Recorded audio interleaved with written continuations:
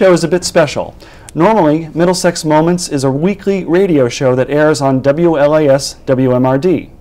This is the first episode of the 2019 season that is being produced for radio, television, and YouTube all at the same time.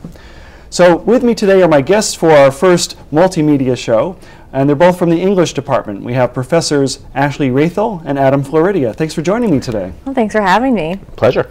And in addition to being English professors, both Ashley and Adam are members and actually co-hosts of the Middlesex Community College Book Club. And Adam, you have a little more history with the book club. Tell us how the book club got started and how you got first involved. Sure.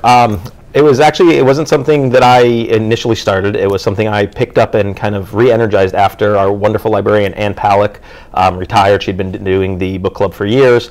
And I thought that with her gone, and it kind of left a hole in literacy and just the coming together and talking about books and stuff. So I decided to get it going again, and last year, I think it was last fall, so we're a year and a half in, I started it up again and picked some books for people to read and tried to get people to come and discuss them.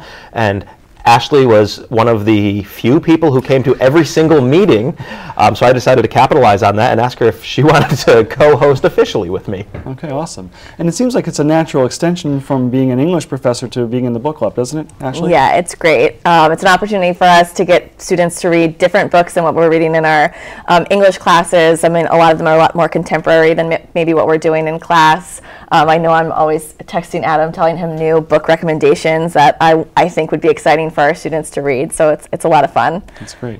And I do remember when Ann Palak had led the book club for a number of years, she was great at picking books that were, really kind of spoke to things that were happening, in today's society, but she also was really great at picking books that became great films. So how do you go about kind of picking books for the book club? Well, this is why, I don't know if I've told you this, but this is one of the big reasons I really wanted Ashley involved, is because she's been, I think, a much better book picker than me.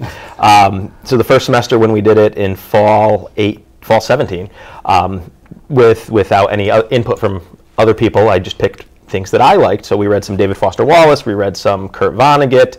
I don't even remember what the other book was. And people liked it, but that's a style that maybe not everyone is into, and it's not as contemporary and inviting. So this semester, I did not pick a single book. They were all recommendations from other people.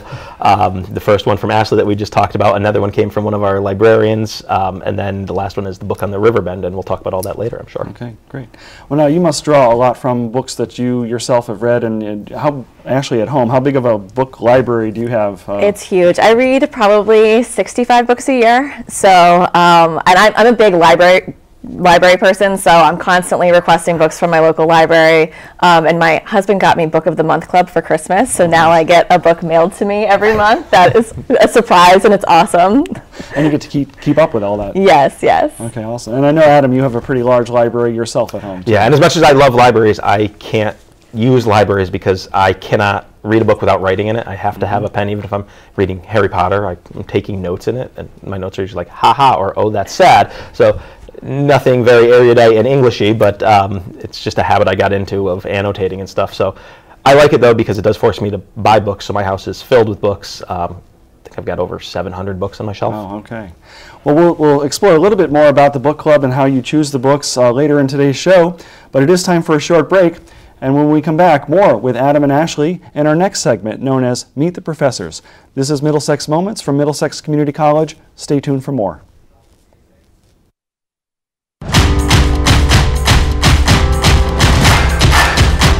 Starting back in high school, was not the best student, and so I decided that Middlesex was the best option for me. I chose Middlesex because they had a lot of different programs that I was interested in. For me, it was just easier to come here part-time and also keep my job. Middlesex, I would say, helped me get my foot in the door in the news business. I had professors that cared about me, that pushed me in ways. I went to Middlesex Community College and transferred to Wesleyan University with a full scholarship. The Center for New Media has all the stuff that I see daily at News 8. To be able to jump on and say, I have experience with a control room, I have experience with a TV studio, it's definitely a good choice.